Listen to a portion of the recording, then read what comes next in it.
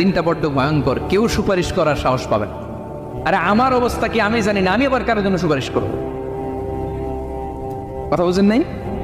আমার কি হবে আমি জানি, তা আমি আরেকজন নিয়ে টেনশন করার সুযোগ কোথায়? ইয়া নাফসি, আল্লাহ আমারে বাঁচাও, আমারে বাঁচাও, আমারে বাঁচাও। কাঁদতে কাঁদতে মানুষ হয়রান হয়ে যাবে, এ নাকি আবার আরেকজনের বাঁচাবে। বিশ্বনবী একবার ছাগলের রান খাচ্ছিলেন, রান খেতে খেতে বিশ্বনবী বলেন, আনা সাইয়্যিদুন নাসি ইয়াউমাল কিয়ামাহ,